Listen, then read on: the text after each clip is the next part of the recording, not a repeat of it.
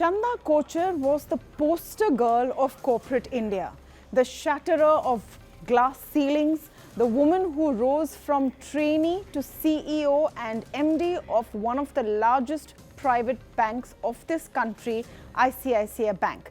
Today, her fall from grace is in a sense complete.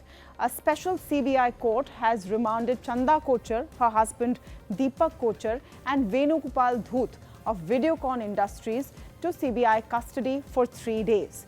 But behind this is years of investigation and charges of corruption, where the charges that Chanda Kochhar, in her capacity as the head of ICICI Bank, facilitated loans on very easy terms to Venugopal Dhoot, who, in a quid pro quo, allegedly transferred 64 crore rupees in a series of transactions to her husband's company, Deepak Kochhar.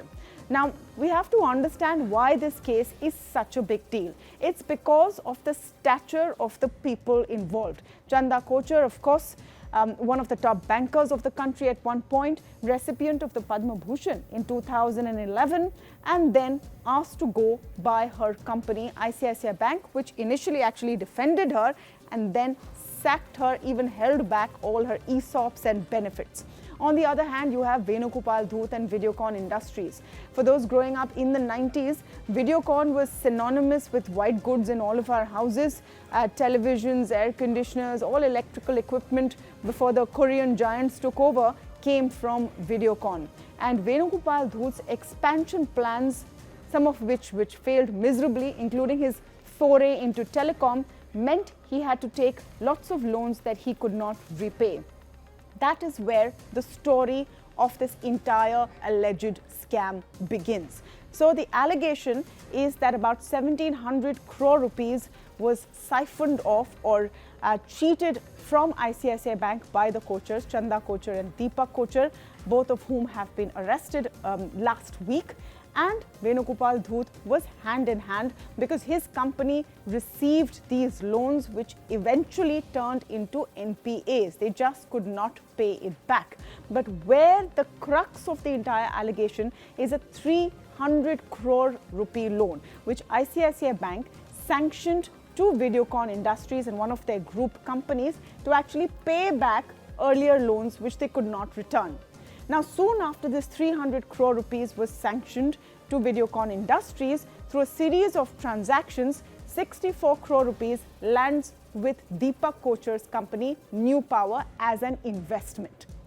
The investigative agencies are looking at this as entirely corrupt practice. They're looking at the 64 crore rupees as proceeds of crime and seeing it as a quid pro quo. Basically, that the 64 crore rupees was granted to Deepak Kochhar in return for ICICI Bank, helmed by his wife Chanda Kochhar, for giving those loans. But it also puts into focus the way the banking industry works, the way these large loans are given to big corporates and they go on evergreening them even if these loans are not paid back.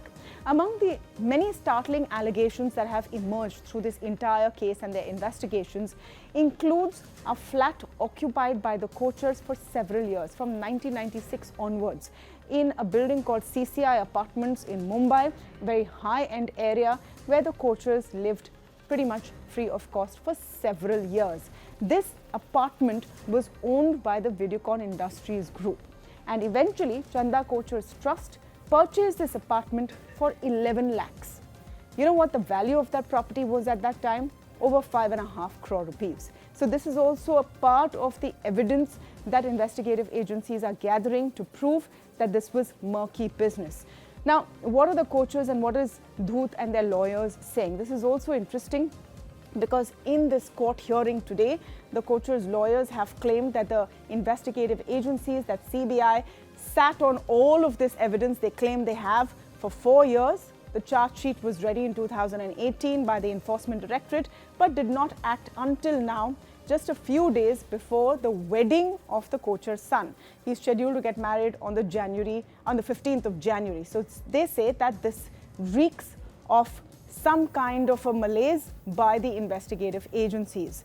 Venugopal Dhoot's lawyer, on the other hand, has argued that the CBI has not been able to put into evidence anything that shows that his companies were not eligible for loans or there was any kind of corruption in actually getting the loan. So what is his fault?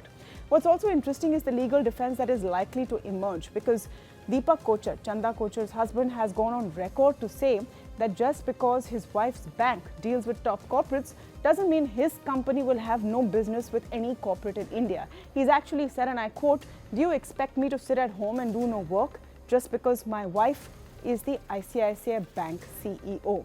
We've seen this story play out again and again. We've seen it play out with Vijay Mallya, who is now a fugitive. We've seen it in the Mehul Choksi case. We've seen it in the Nirav Modi case, where the intent and the design of how these loans were given to companies that just couldn't pay it back has been brought into question. In Chanda Kochhar's case specifically, she seems to be in big trouble, because even though her defense claims that she was not on all the committees which granted these many loans to Videocon Industries, she was on 2 of those committees, and she did not disclose that her husband's company and Venugopal Dhoot's companies were in close business. This was a conflict of interest in every sense of the term and should have been disclosed. So all in all, it's a very big story, which we can only hope all of those loopholes in the system are closed so that nothing like this happens again.